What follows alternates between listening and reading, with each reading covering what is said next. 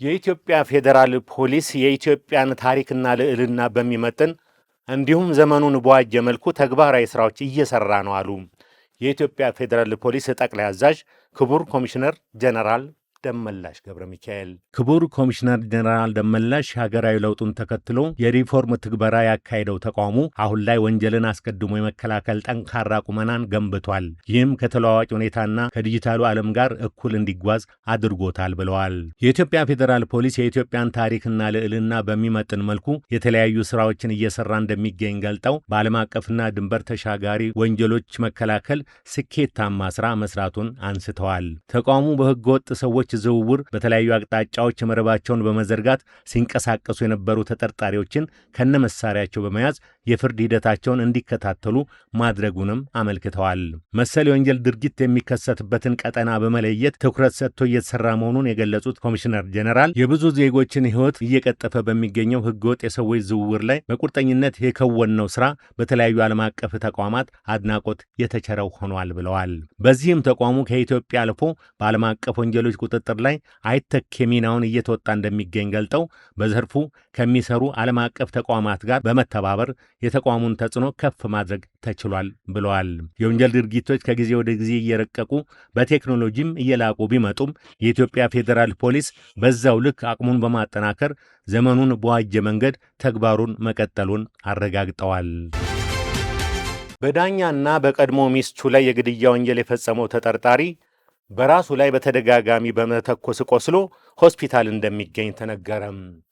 የኦሮሚያ ጠቅላይ ፍርድ ቤት በየትኛውም መመዘኛ ተቀባይነት የሌለው ተግባር ሲል ድርጊቱን በእጅጉ አውግዞታል። በምዕራብ ሸዋ ዞን ወልመራ ወረዳ ፍርድ ቤት የባልና ሚስት ክርክር ተከራካሪ የሆነ ባለ ጉዳይ የፍርድ ቤቱ ዳኛ የሆኑትን ወይዘሮ ወርቄ ፈከንሳ እና በቀድሞ ባለቤቱ ላይ ሽጉጥ በመተኮስ ሕይወታቸውን እንዲያልፍ ካደረገ በኋላ በራሱም ላይ በተደጋጋሚ በመተኮስ ቆስሎ ሆስፒታል እንደሚገኝ ማረጋገጥ መቻሉን የኦሮሚያ ጠቅላይ ፍርድ ቤት ባወጣው መግለጫ ገልጧል።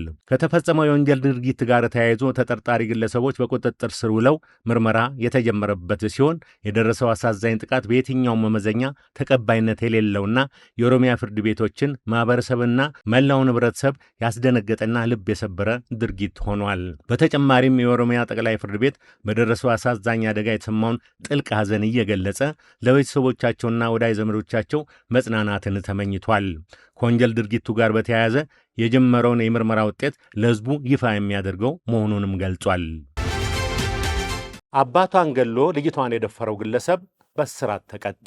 ተከሳሽ ከ6 ግብረ አበሮቹ ጋር በመሆን ወረዳ ጫቆ ቀበሌ ልዩ ቦታው ገዳም ሰፈር ተብሎ የሚጠራው ቦታ አዲስ የደጉ በተባለ ግለሰብ ላይ የግድያ ወንጀል በመፈጸምና የሟችን ልጅ በመድፈር ከግብረ አበሮቹ ጋር ተሰውሮ ቆይቷል። በተለያዩ አካባቢዎች ሲንቀሳቀስ ቆይቶ በጸጥታ ኃይል ተይዞ ምርመራውንና የሰነድ ማስረጃ በማደራጀት ለምዕራብ ጎንደር ዞን አቃቢ ሕግ መዝገቡን በመላክ ክስ ተመስርቷል። የምዕራብ ጎንደር ዞን ከፍተኛው ፍርድ ቤት ሰኔ 1 ቀን 2018 ዓ.ም በዋለው ችሎት ተከሳሽን በ16 ዓመት ከ6 ወር ጽኑ እስራት እንዲቀጣ ወስኖበታል።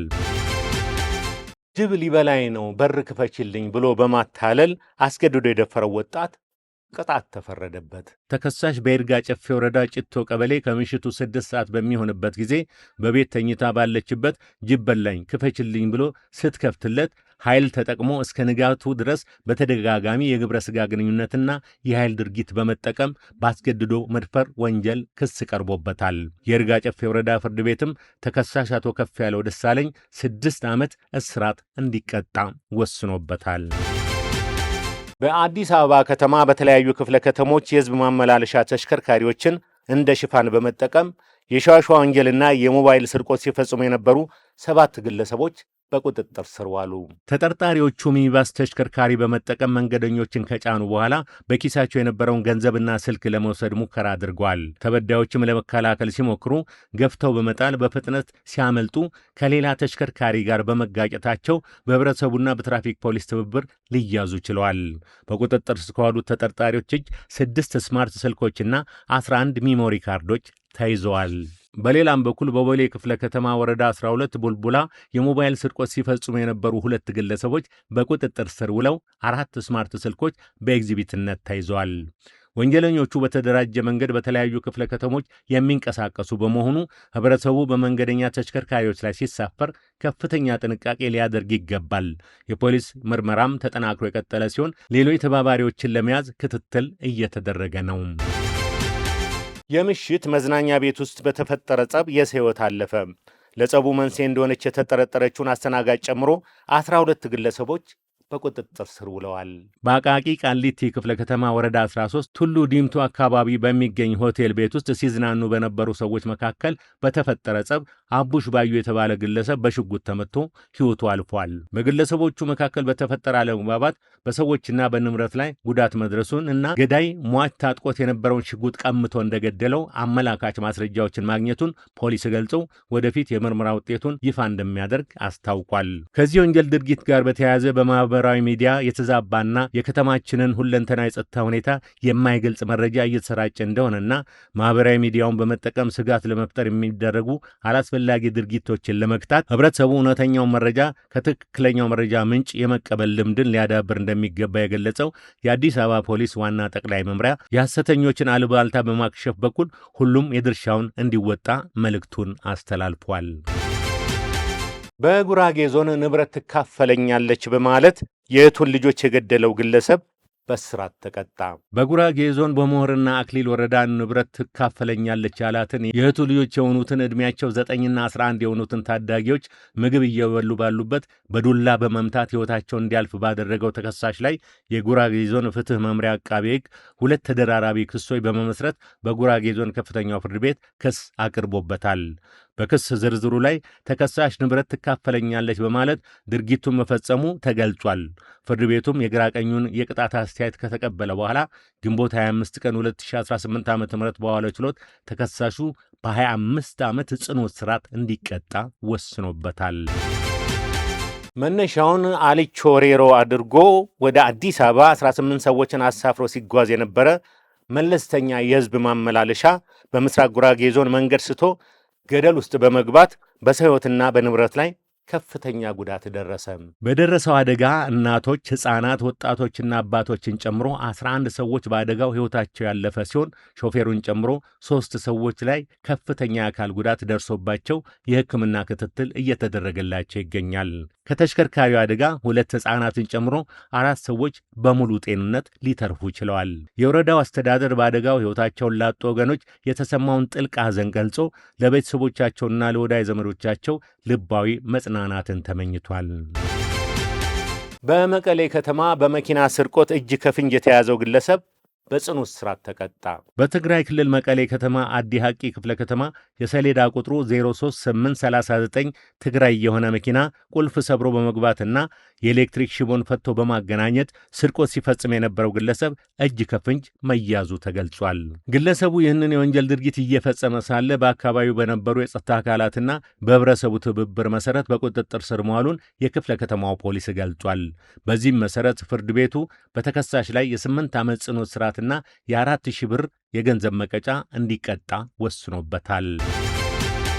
የስሪላንካ ዜጎችን ያገቱ ኢትዮጵያውያንና ፓኪስታውያን ዜጎች በቁጥጥር ስር ዋሉ። በኢትዮጵያ የስሪላንካ ኤምባሲ ተወካይ ግንቦት 15 2018 ዓ.ም ለሥራ ወደ ኢትዮጵያ የመጡ 3 ዜጎች እንደተሰወሩና ስሪላንካ ከሚገኙ ቤተሰቦቻቸው ተደውሎ እያንዳንዳቸው $30,000 እንዲከፍሉ መጠየቃቸውን ለቦሌ ክፍለ ከተማ ፖሊስ ዋና መምሪያ ሪፖርት አደረጉም። ፖሊስ ከሌሎች የጸጥታ ጉዳዩ ከሚመለከታቸው አካላት ጋር በመቀናጀት በቴክኖሎጂ በመታገዝ ባሰባሰበው መረጃ አሽከርካሪውን ጨምሮ 2 ኢትዮጵያውያንና 4 የፓኪስታን ዜግነት ያላቸው 6 ወንጀል ፈጻሚዎችን በቁጥጥር ስር መዋል ተችሏል። ወንጀል ፈጻሚዎቹ 3ቱን የስሪላንካ ዜጎች በሻሸመኔ ከተማ ወረዳ ቡቂ ቀበሌ 4 ልዩ ቦታው ደራርቱ ሆቴል ጀርባ አንድ መኖሪያ ቤት ውስጥ አንድ ክፍል ውስጥ ዘግተውባቸው እንደተገኙ የአዲስ አበባ ፖሊስ ዋና ጠቅላይ መምሪያ አስታውቆ ምርመራውን አጠናክሮ መቀጠሉን ገልጿል። ወንጀል ፈጻሚዎቹን በቁጥጥር ስር ለማዋል በተሰራው ስራ የብሔራዊ መረጃና ደህንነት አገልግሎት፣ የፌዴራል ፖሊስ፣ የኢንፎርሜሽን መረብ ደህንነት አስተዳደር፣ የኦሮሚያ ፖሊስ ዋና ጠቅላይ መምሪያ፣ የሻሸመኔ ከተማ ፖሊስ መምሪያ እንዲሁም የአዳማ ፈጣን መንገድ ኢንተርፕራይዝ ከፍተኛ ድጋፍ ማድረጋቸውን የአዲስ አበባ ፖሊስ ዋና ጠቅላይ መምሪያ ገልጾ ለተቋማቱ ምስጋናውን አቅርቧል። የቴሌ ኬብሎችን ሲሰርቁ የነበሩ ግለሰቦች ከነ ኤግዚቢቱ በቁጥጥር ስር ዋሉ። በሐዋሳ ከተማ በቱላ በአዲስ ከተማና በታቦር ክፍለ ከተማ ፖሊስ ጽሕፈት ቤቶች ሌሊት ላይ በተደረገ የተቀናጀ ኦፕሬሽን የቴሌኮም ኬብሎችን ሲሰርቁ የነበሩ ተጠርጣሪዎች ከነ ኤግዚቢቱ እጅ ከፍንጅ መያዛቸውን የከተማ አስተዳደሩ ፖሊስ መምሪያ አስታውቋል። መምሪያው እንደገለጸው የከተማዋን ሰላም ለማስከበርና የልማት አውታሮችን ለመጠበቅ የፖሊስ አባላት ሌሊቱን ሙሉ ባደረጉ ክትትልና አሰሳ ወንጀለኞቹን በቁጥጥር ስር ማዋል ተችሏል። መሰረተ ልማቶች የሕዝብ ሀብት በመሆናቸው ማህበረሰቡ በባለቤትነት ጥበቃ ሊያደርግ እንደሚገባም አሳስቧል። በመሆኑም ህብረተሰቡ መሰል አጥፊ ድርጊቶችና አጠራጣሪ እንቅስቃሴዎችን ሲመለከት በፍጥነት ለህግ አስከባሪ አካላት ጥቆማ በመስጠት የዜግነት ግዴታውን እንዲወጣ ጥሪ አስተላልፏል።